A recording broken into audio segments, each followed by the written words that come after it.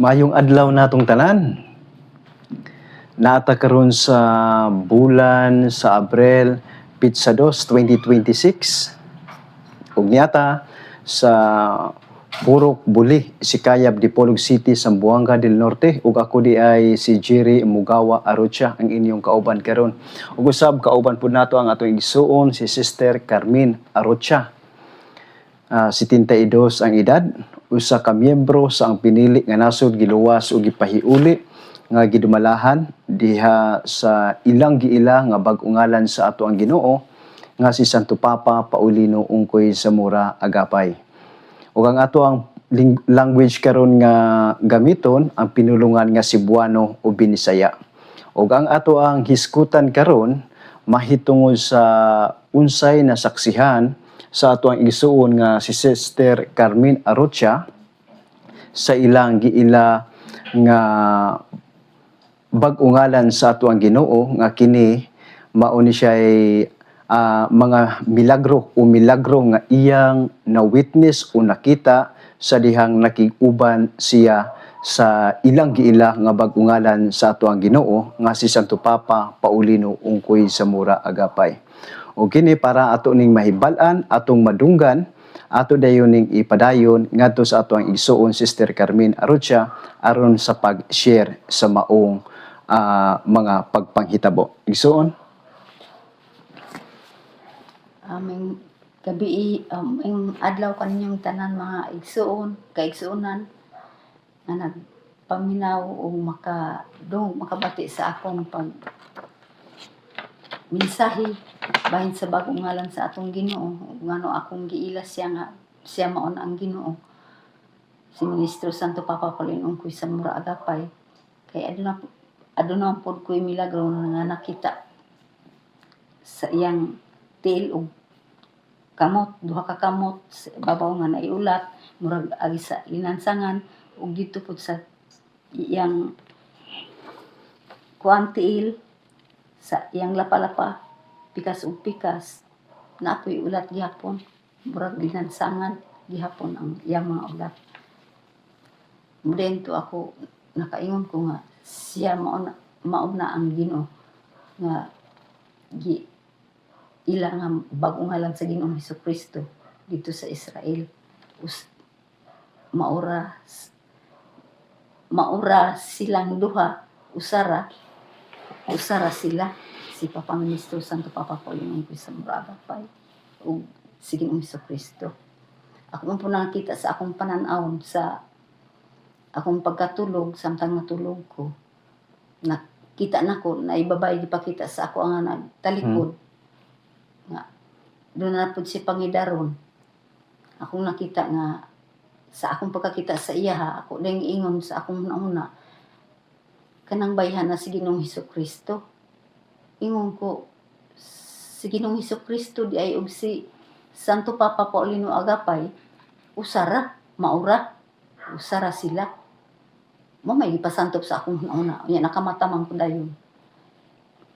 Muna ako nagdugang akong kadasig sa akong pangalagad sa among giila nga Ginoo kay naman po'y gipadayag sa ako.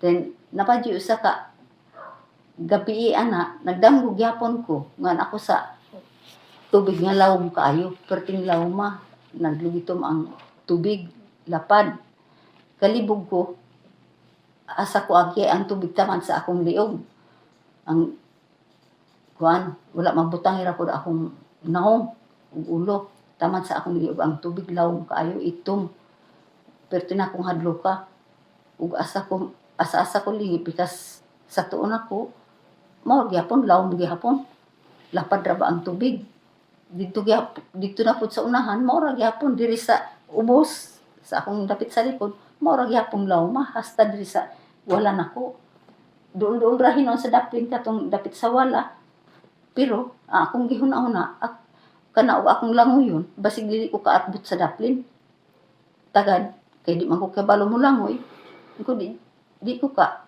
hawa diha sa tubigan kulawom ra ba kaayo naguna kuno ko pero na akong hadlo ka ug asa ko moagi kay di man po ko kay balong langoy mama pa ipasantop sa akong hunahuna nga sampito na ko si Santo Papa Paulino Agapay. Nya pag hingala na nako kung Ministro Santo Papa Paulino Agapay, anak ko. Nakamatamang ko. Di, ako naluwas ko gikan sa tubig nga perting lawa makay nakamataraman ko pero wala ko atong makamata di po ko madagoy maluwas.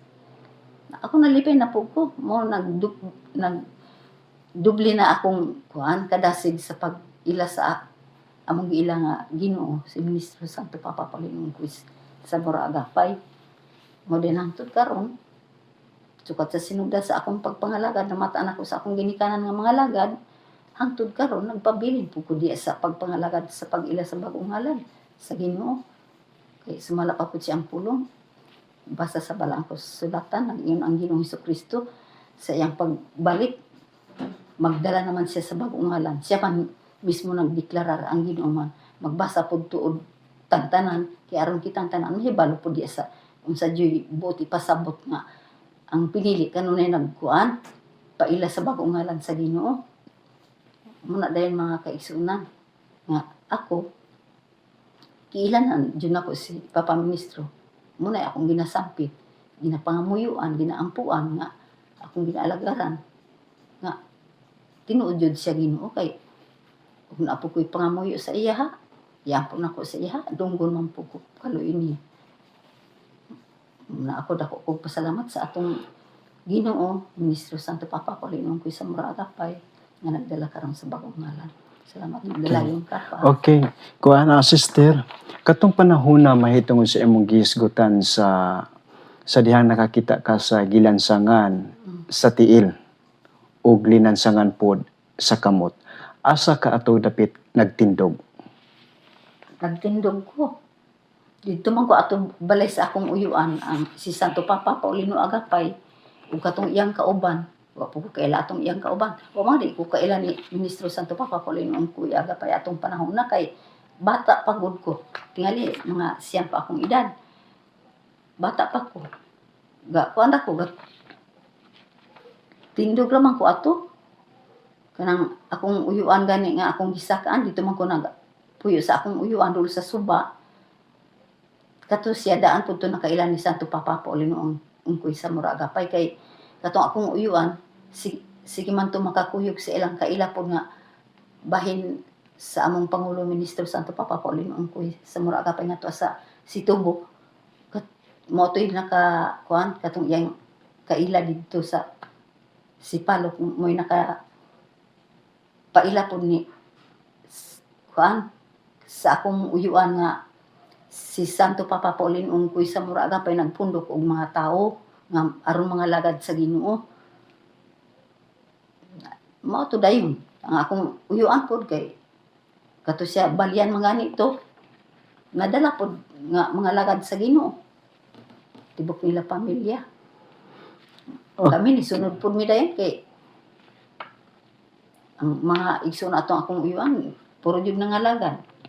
Okay, sister. Atong panahon na kinsa katong pagka-witness nimo pagkakita nimo sa gilansangan ni Santo Papa Paulino ungkoy sa Mura Agapay atong mga panahon na sa iyang tiil ug sa kamot kinsay kauban nimo nga nakakita ato?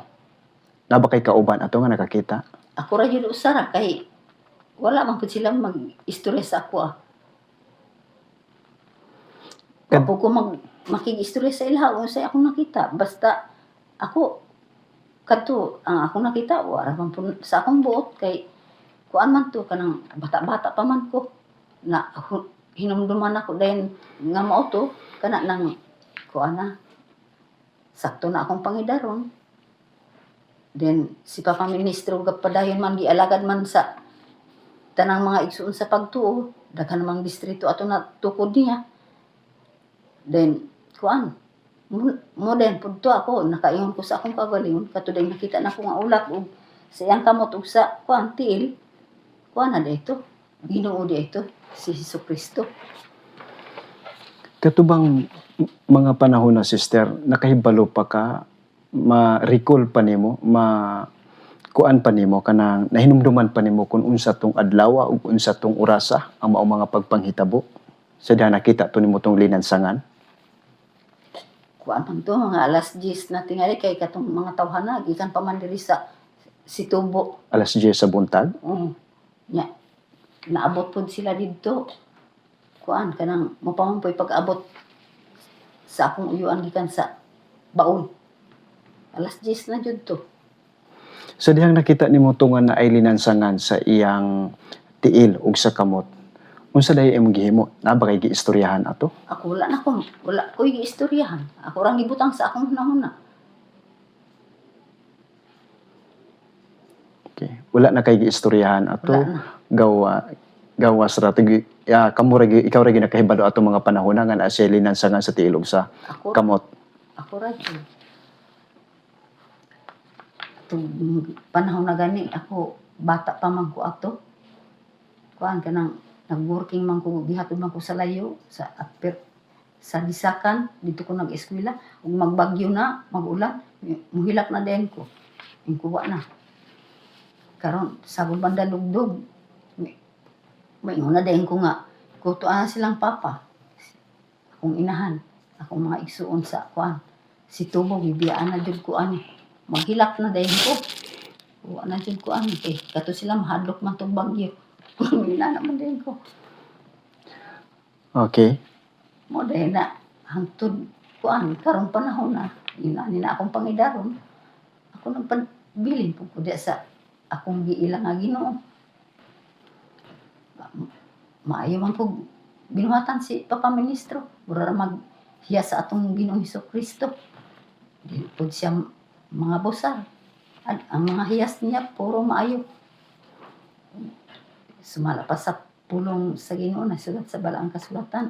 Dili siya mo bali ni mo basag sa mga bagakay na nakabasag na dili pa niya tiwasan, pasayloon pa, pasambilayon o baga nito na ibiblia no yang tumong nasipyat ang tao, pasayloon pa, pasambilayon niya, pasimbahon pa siya.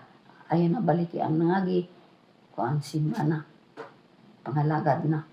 Ang mutupod ang mga tao nga moduol sa ihag. Kuan, mga yung hinabang nga kuan, magpakilo yung siangin nila buhaton.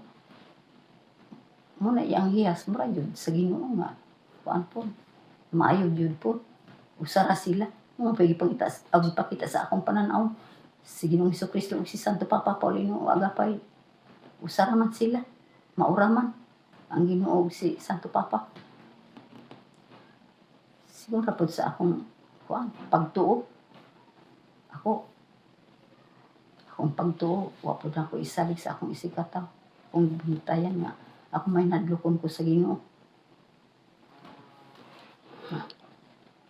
Akong binuhatan, paningkamutan ako, pangamoy ako sa Ginoo. Yun na po sa kabubuton sa Ginoo akong mga buhat. Okay. Okay. Napabakay kadugang ato sister? Maraputi akong ikasulti. Okay. Salamat kaayo ninyong tanan. Kasi basta ako hibalo po ko, nagpaila po ko sa akong nasaksihan sa Ginoo na mo karon nga siging giawhag, gipaila sa mga kaigsuunan sa pundok pinili nga nasod iluwas ug kayo aron ang tanan may balo. Di na may kapaninglan. Okay.